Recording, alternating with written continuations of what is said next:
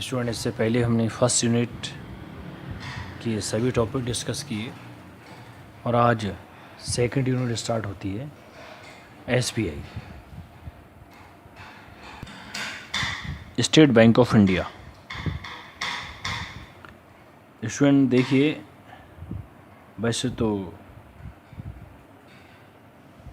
इसकी कुछ meaning, State Bank of India was previously known as Imperial Bank, क्योंकि ये एसबीआई के सेटअप, इसका नेम आने से पहले इसको इम्पीरियल बैंक के नाम से जानते थे। और इम्पीरियल बैंक भी कुछ बैंकों को मिलाकर इम्पीरियल बैंक बनी थी। जो आज स्टूडेंट आरबीआई जो काम करती है, उससे पहले इम्पीरियल यही काम किया करती थी।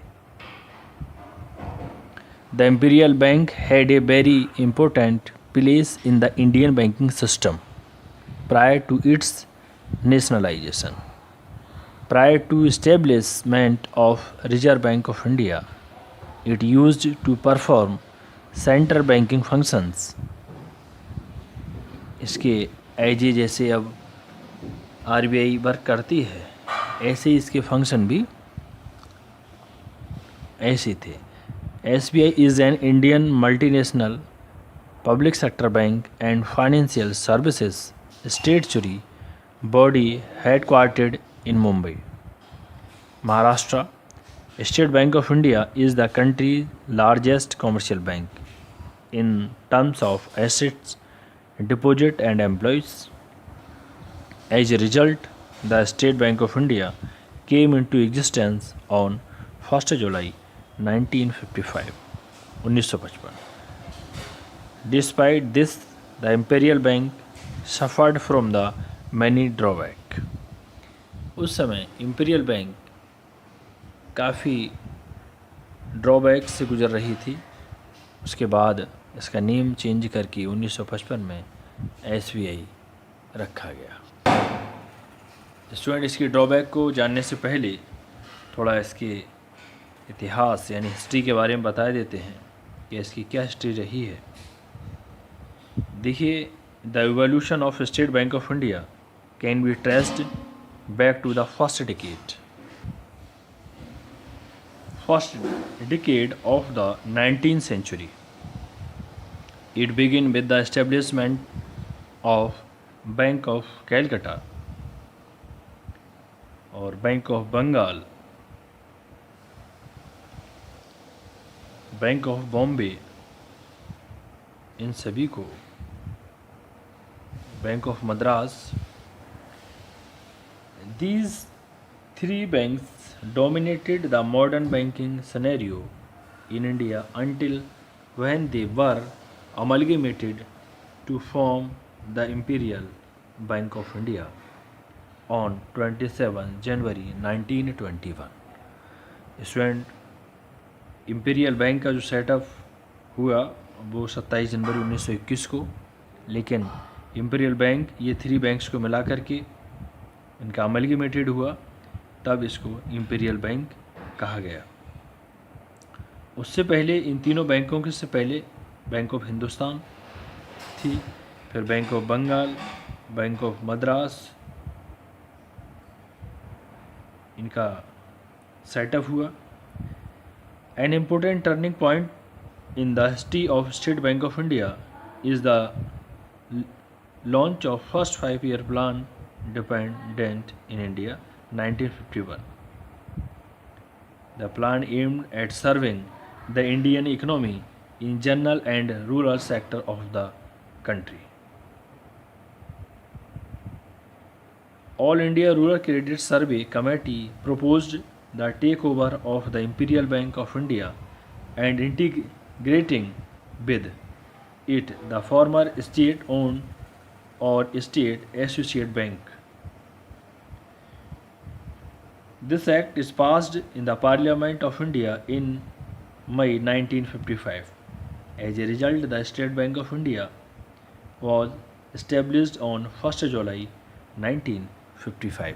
इसका एक्ट भी 1955 में बना मई में और इसका पूरा सेटअप इस्टेब्लिशमेंट किया गया 1 जुलाई 1955 को।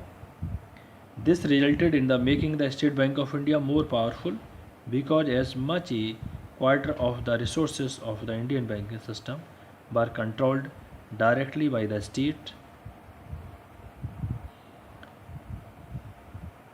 The State Bank of India emerged as a with its operation carried out by 480 offices comprising the branches, sub-offices and 3 local head offices inherited from the Imperial Bank.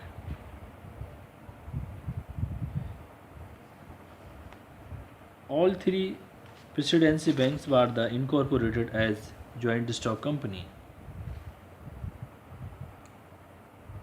and there has been proposal to merge all the associate bank into SBI, create a mega bank and streamline operation.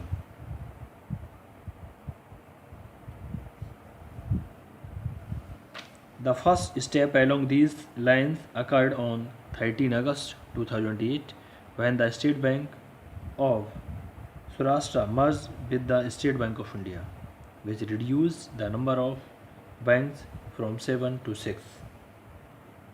Further, 19 June 2009, the SBI board approved the merger of its subsidiary. Student SBI 1955 में establishment हुआ। उससे पहले imperial bank के नाम से नाम था इसका, और इंपीरियल बैंक का सेटअप हुआ 1921 में, और इंपीरियल बैंक 3 बैंकों को मिला करके इसका इस्टेब्लिशमेंट हुआ और 3 बैंकें अमलगेमेटेड हुई। फिर इसके बाद इसको इंपीरियल बैंक नेम दिया गया। स्टूडेंट, अब जो इंपीरियल बैंक की क्या ड्रॉबैक थी उनके बारे में डिस्कस करेंगे। लास्ट में लिखा हुआ है imperial bank suffered from the many drawback such as. ऐसी कौन कौन सी ड्रॉबैक थी जिससे इंपीरियल बैंक को होकर गुजरना पड़ता था। जैसे drawback foreign domination, anti Indian activities और defective branch policy, failure to develop bill market and failure in central banking function. Student, ये कुछ इसकी ड्रॉबैक हैं, इनको हम 1 बाई 1 इस पर डिस्कस करेंगे। ऐसी क्या प्रॉब्लम रही जिससे इंपीरियल का नेम चेंज करके SBI रखा गया।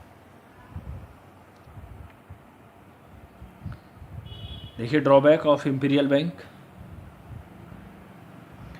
Number 1, foreign domination. देखिए, main drawbacks of imperial banks are as follows. Number 1, foreign domination. This bank was completely dominated by the foreigners, क्योंकि इसमें पूरा का पूरा फॉरेनर्स का बोलबाला रहता था। क्योंकि 1921 में जब इंपीरियल बैंक आई उस समय हमारा देश आज़ाद भी नहीं हुआ था। 1921 में इसका इस्टेब्लिशमेंट हुआ, इसलिए पूरा कम्प्लीटली फॉरेनर्स का बोलबाला रहता था। They had A complete control over the capital and management of the bank. और कैपिटल के हिसाब से, मैनेजमेंट के हिसाब से पूरा सब फॉरेनर्स का बोलबाला रहता था। यानी एक तरीके से कहा जाए तो संपूर्ण विदेशियों का अधिकार था इंपीरियल बैंक पर। Number 2, anti Indian activities. और इसके द्वारा जो भारत की कुछ विरुद्ध क्रियाएँ थीं उनको इसमें मेन फोकस किया जाता था। Central activities of imperial bank were completely anti Indian. Those activities were not in the interest of the country. It could not provide any help to the commercial bank at the time of crisis. Indian businessmen were discriminated by it in the matter of extending loans and advances. यानी कि Indian activities, anti Indian activities, it means देश को जब पैसे की ज़रूरत होती थी लोन की, तो उनको लोन प्रोवाइड नहीं किया जाता था, और यदि देश में कुछ क्राइसिस भी आ रहे हैं तो उनके रिगार्डिंग उनको किसी भी तरीके की बैंक्स को हेल्प ना देना, जिससे बिजनेसमैन काफ़ी परेशान थे। Next, defective branch policy. It means the Imperial Bank had opened its branches in those places where the Indian banks were already maintaining their branches. These resulted in unfair competition with the Indian banks. Number 4, failed to develop bill market. The Imperial Bank made no special effort to develop the bill market in the country. It used to give cash loans rather than rediscounting of bills.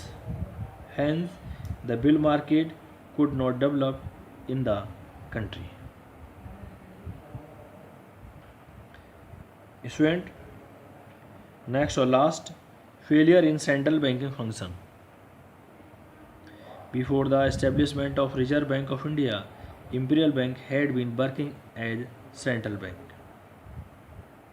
But the Imperial Bank was not able to achieve any significant success in its central banking function.